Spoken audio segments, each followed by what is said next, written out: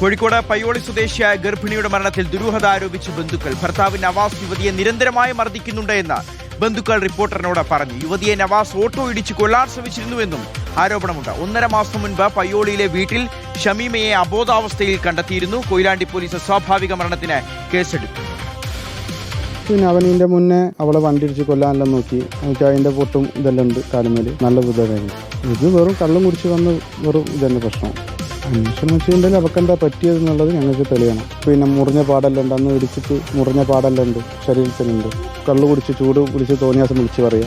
ഗൾഫിൽ നിൽക്കുന്നതിൻ്റെ കാരണം തന്നെ വരെ അവൻ വിളിച്ച് തോന്നിയാസം പറഞ്ഞു. ഫോൺ പറഞ്ഞ് എൻ്റെ ഭാര്യ ഞാൻ ചെയ്യുന്ന പറഞ്ഞു. ഇയാൾ ചോദിക്കാൻ എൻ്റെ ഭാര്യ ഞാൻ ചെയ്യുന്ന പറഞ്ഞു. ഞങ്ങൾ ഭീഷണി ഇപ്പോൾ ഇതെന്താകുമ്പോൾ തെളിയണം. എന്തെങ്കിലും ഉണ്ട് തെളിഞ്ഞിട്ട് മുന്നോട്ട് പുറത്ത് തരുന്നതെന്ന് അഭിപ്രായം. കാരണം വയസ്സ് കുറവാണ്, 7 മാസം ഗർഭിണിയാണ്, ഒരു ആൺകുട്ടിൻ്റെ ബോഡി നമുക്ക് കിട്ടിച്ചിട്ട് പൈതലിൻ്റെ ബോഡിയാണ്. അപ്പോൾ അതൊക്കെ നമ്മൾ അന്വേഷിക്കുന്നതിന് മുന്നോട്ട് വരട്ടെ. അഭിജിത്ത് മുടക്കുന്നുണ്ട്. അഭിജിത്ത്, അവർ പറഞ്ഞു തന്നെയാണ് 7 മാസം ഗർഭിണിയായിരുന്നു, ചെറിയ പ്രായമാണ്, ജീവൻ നഷ്ടപ്പെടുകയാണ്.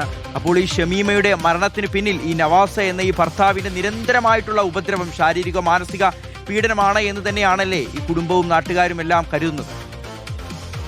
3 വർഷം മുൻപാണ് ഷമീമയുടെ വിവാഹം നടക്കുന്നത്. നവാസ് എന്ന ചെറുപ്പക്കാരനുമായിരുന്നു പ്രണയ വിവാഹം. 5.5 മാസം ഗർഭിണിയായിരുന്ന ഷമീമയെ ഭർത്താവിന്റെ വീട്ടിൽ, ഇവർ കഴിയുന്ന വാടക വീട്ടിൽ 1.5 മാസം മുൻപ് അബോധാവസ്ഥയിലായ നിലയിൽ കാണുകയായിരുന്നു. തുടർന്ന് ബന്ധുക്കളൊക്കെ ചേർന്ന് മെഡിക്കൽ കോളേജ് ആശുപത്രിയിൽ എത്തിച്ചു. അവിടെ വെന്റിലേറ്ററിലായിരുന്നു ഷമീമ. ഇന്നലെയാണ് ഷമീമയുടെ മരണം സംഭവിക്കുന്നത്. ഇതിൽ ഗുരുതരമായ ആരോപണമാണ് ഷമീമയുടെ കുടുംബം ഉന്നയിക്കുന്നത്. ഭർത്താവായ നവാസിനെതിരെയാണ് ആരോപണം. വലിയ മർദ്ദനം ഷമീമ ഭർത്താവിൽ നിന്ന് നേരിട്ടു എന്നുള്ളതാണ് കുടുംബം ഉന്നയിക്കുന്ന ഏറ്റവും പ്രധാനപ്പെട്ട ആരോപണം. വിവാഹം കഴിഞ്ഞതിന് പിന്നാലെ തന്നെ വലിയ മർദ്ദനം, ക്രൂരമായ ആക്രമണമൊക്കെ നവാസ് ഷമീമയ്ക്ക് നേരെ നടത്തുമായിരുന്നു. മദ്യപിച്ചെത്തിയായിരുന്നു ഈ മർദ്ദനമെല്ലാം തന്നെ നടത്തിയിരുന്നത്. ഈ വിവരങ്ങളൊക്കെ ഷമീമ തങ്ങളുമായി പങ്കുവച്ചിരുന്നു. ആ സമയത്ത് നവാസിനോട് ചോദിക്കുമ്പോൾ തങ്ങളെയും നവാസ് ആക്രമിക്കാൻ ശ്രമിച്ചുവെന്നും ഷമീമയുടെ സഹോദരൻ പറയുന്നുണ്ട്.